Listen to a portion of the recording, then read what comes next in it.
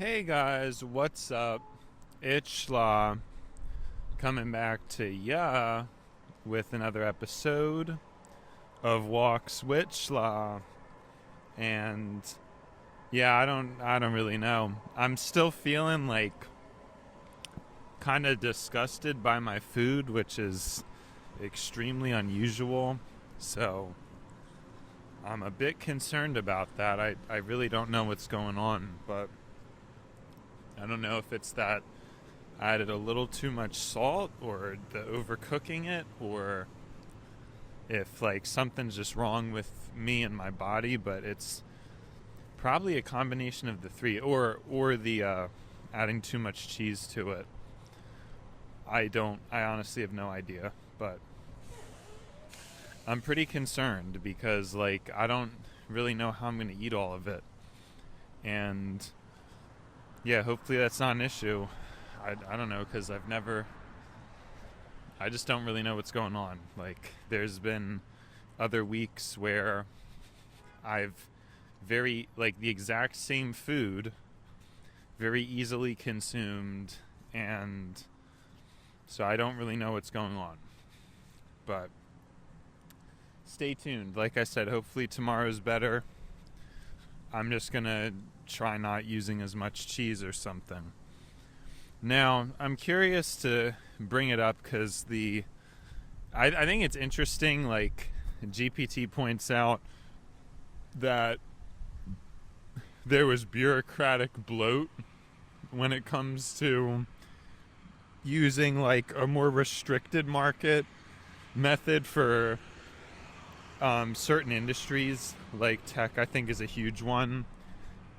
That it like I don't think that's equivalent to capitalist bloat at all. Like that just doesn't make any sense. If you had like very controlled tech production that wasn't sold, the amount of environmental impact would just be like ridiculously lower.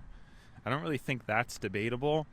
I guess it may be thinking I guess GPT's thinking about other inefficiencies that could occur with like budgeting and stuff like that. But I still think it's kind of a stupid point, and the amount of a waste and a problem that like mass production of tech has created is I think too ridiculous. Like it's honestly just too ridiculous to not agree that we should have just had a more restricted production of it. And like I said, I'm just overall for that. I think the idea that certain industries just shouldn't really be mass market and we should give them time to develop kind of like privately is a good idea. Of course, humans don't operate that way because they just want to pounce on stuff. So it's like it really just became like a business thing rather than I just honestly, my idea, I think it's way too advanced, and in a way it's almost too good that even GPT is kind of like quickly dismissing it and making like an argument for it. But it's actually I actually think it's so much better that it doesn't even matter. Like I cannot even describe to you how much a better place the world and the planet would be if they just didn't do that mass tech stuff. Like we would be in so much better of a place right now. I don't even know how to explain it. I mean, it also mentioned that it gave a lot of information access to people, which I guess that is a good point because the older tech was actually more effective in a lot of ways because it wasn't as overstimulating as modern tech could be. But I just think you have to have like certain restrictions on modern tech. So like, you would just make it so certain mechanisms or platforms just wouldn't be allowed. Like TikTok style scrolling just wouldn't be a thing. There would be like a different, or I don't know, maybe scrolling would only be allowed for like informative, like productive stuff. You could really easily implement like a few rules like that, and would make the world like multitudes better of a place. So yeah, I don't know. I guess I was just kind of like wondering about that conversation, because again, GPT like really thinks that it's, it would come with its own set of problems, and like it's literally so much better of an option. Humans would be better off if they just calculated things more instead of just diving in and doing them. It's got to be the worst thing that we engage in, just like diving in, right? That's like the flaw. It's the thing about humanity that has set us back and will continue to set us back, is that we just do stuff, and then think about the consequences later, and that's basically what continues to happen. Or somebody sees an opportunity to make money and they just grab it, and then really they should be punished for doing that by somebody, but they never are. They're actually rewarded. Like people who are business savvy and able to like make money and show it, that's really what gets people's attention. That's really what gets people's admiration. So there's a bunch of twisted things.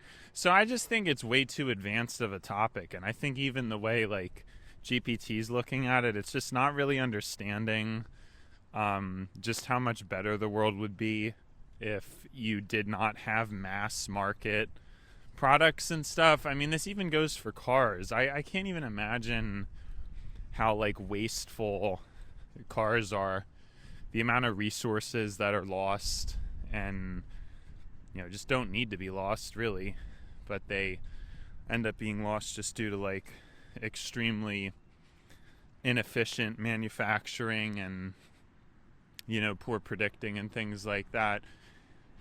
Everything could be so much better calculated, so I find it funny that GPT is just trying to like strike me. I don't really know. I mean, I know that I understand the premise that a lot of my ideas have other problems that would emerge, but I just don't see how it's worse. Like, there's no way it's worse.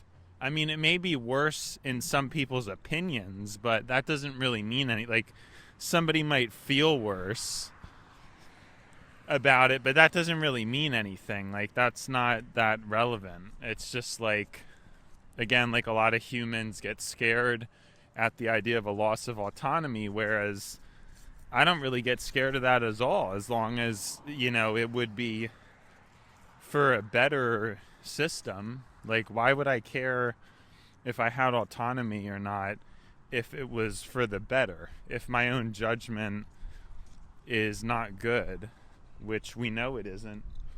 We know my judgment's horrible. No, that's just a joke. That's how I was actually gonna I remember this earlier. I just remember it now. I was gonna start this segment with just like me laughing. I was gonna be like for like a extended period of time. That was like the bit I was gonna do. I was gonna be laughing for like a minute and then say something about having like a villainous evil laugh because of my previous comments in the previous Walk Switch Law, which I guess it's interesting because it addressed in a way some of my other talks that I've done about like how we start to have like oppressive systems. And I think it's interesting because it pointed that out, that most oppressive systems, they start with like who is or isn't allowed to have certain things, or who should or shouldn't. And I have brought that up before, but I want to point out like the way I bring it up is like very differently. Like, I'm basically saying that like you would be empowering the typically, well, it's tricky. I think it's tricky. And what I was going to say is, in some cases, like the system I've talked about, when you have like AI calculating who the best CEO would be, for example, right? If AI calculates that and it turns out that the best CEO is a different person who's more empathetic, and they just get moved right into the position, the previous, like, presumably less empathetic, less kind CEO would just get kicked out by AI, which I guess would be like the government or whatever of a given business. If we find that there's a kinder and more skilled person, you could argue that's like oppressive, but why would it be a problem to oppress evil? That's kind of, but here's the thing. I guess I see where GPT's coming from, because that's that kind of thinking. It's usually tainted with a human error, where it's like a lot of people very quickly look to race or, religion, or these very just rudimentary, frankly, judgments, and then tend to create oppressive systems based on that.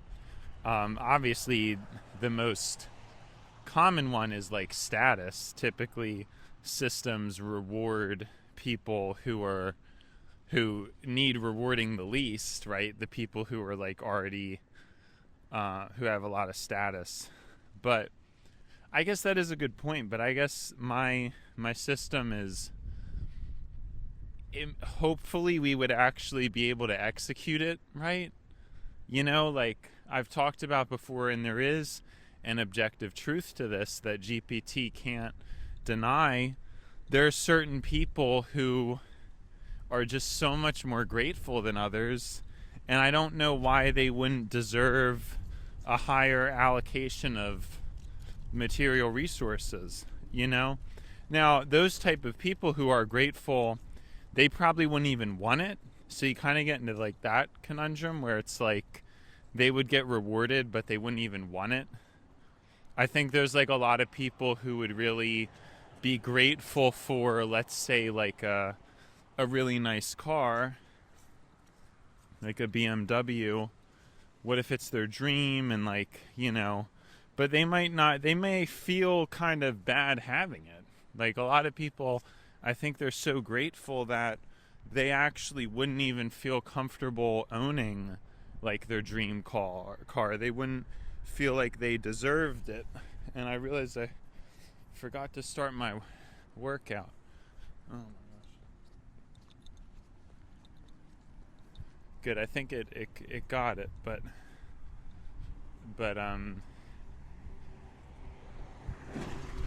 yeah, like a lot of people who are grateful, they wouldn't even want the stuff, So that brings in like this whole other thing where with my reallocation system, you may not even, like the grateful people, I don't even know if they would take it. You know what I mean? I think they would, honestly, though, because it's just what's fair, what's meant to be. But that's what I'm saying. Like, to have a system where people are given what they deserve, and it's not some system where it's like humans deciding that, or humans, because even still, I mean, even now, technically, humans could construct a system like that. I just think the problem is it would fall prey to errors in human judgment. And so that's really what the problem is. I don't know. Because I even think GPT should agree. Like, I think most people agree. Not everybody deserves the same. Like, certain people do just have more, I guess, like more of an appreciation or more of a joy for certain things, and I don't really think it makes that much sense to just give everybody equal. I think some people, and it has to just do with sensual variation, because certain people, we've talked about this before with myself, for example, I really have I think my appreciation for texture, for feeling things that are high quality, it's far greater than most people. Now, there's some people who would have a BMW and they just have it for the style. They don't really appreciate anything else about the car. They wouldn't really notice that it's, it might drive slightly better, things like that. But a rich person just has it, To me, that doesn't make any sense. To me, that car needs to be stripped out of that person's possession rapidly, and it needs to be transferred to somebody who would appreciate it more. And I guess I don't personally see that as an oppressive system, but because it's almost like unoppressing things. I don't know, but I guess that brings in this deeper conundrum about really, I almost wonder if all that stuff even makes any sense at all. Because think about it, and if there's a certain way that things are, if things are the way they are right now, it's obviously due to some kind of a natural cycle, which I like to think that. I like to think that there's kind of been a natural way of things, and, whether it's right or wrong, there is a natural destiny for humanity. If it's to plunge into our own demise because we're too lazy to have children anymore, and then you have population collapse because you start to have a vain and self-centered culture, or it's really a natural byproduct of just progression in general. You just having children, it's just a thing you can do now. There's a lot of other things to occupy yourself with, so a lot of people just choose not to do it. And then so a lot of these things are automatic trends towards a crumbling system. Humans, severe lack of care, which I've talked about before. People just don't care about things. They're mostly immoral, mostly unethical. They probably don't have the capacity to, but that's okay. But here's the bottom conundrum. If things are naturally a certain way, no matter how evil, it technically is oppressing a force in order to equalize it. Does that make sense? It's you are technically, I mean, I don't think we would look at it that way, because you're oppressing somebody who is already low-key unoppressible. If you tax the rich a little bit extra, I mean, it's oppressing them, but it's not really gonna change their life in any meaningful way. But that is still a truth to it. You still are technically cutting into that person's potential natural destiny, or life's natural destiny. So I didn't really think about that before. That is a genuine point. I don't think it's right. I obviously think if we calculated a fair system, it makes the most sense, but it is still technically if all the current quote unquote losers were given a crown and a platform, they would only be able to do that as a result of oppressing the current social construct of the winners, in order to equalize things. And so, how does that work, and what does that even look like?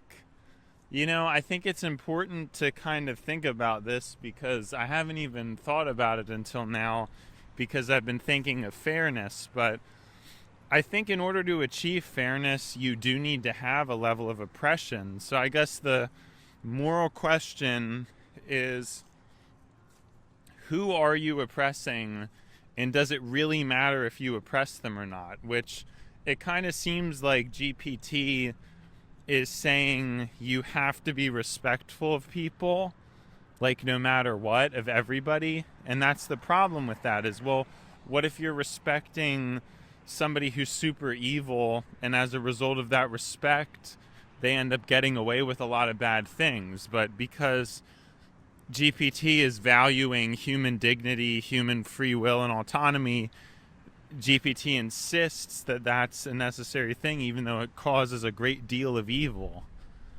You know, like, I think it's a much more complicated question, and I just think it's interesting that this emerged from my previous inflammatory comments. Like, that this whole...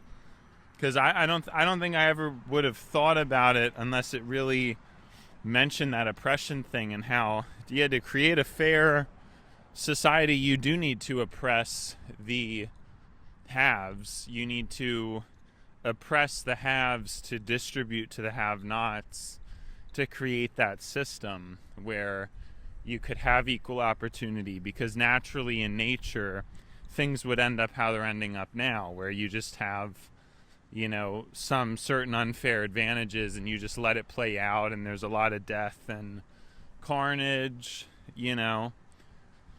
But there's, yeah, I mean, you think about that, like, it is a conundrum of, in order to create fairness, you have to oppress. But I don't know that I have a problem with it. It's just that the wording GPT uses, it makes it seem like preventing oppression is a universal good, and I would just kind of push back on that is definitely not always the case. I mean, we oppress criminals, right?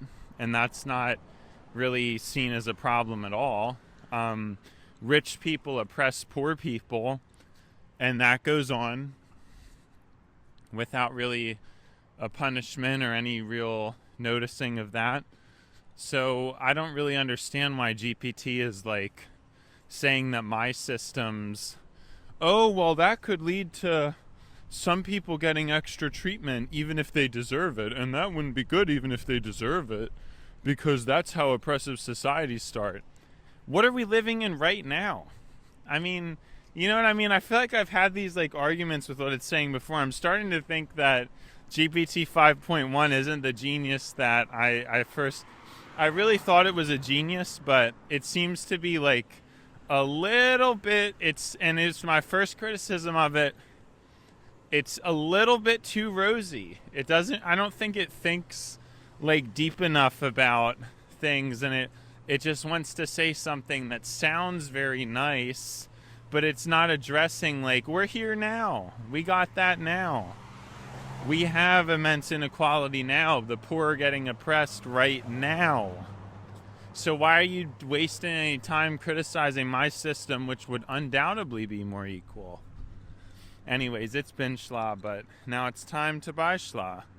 So, see ya, schla.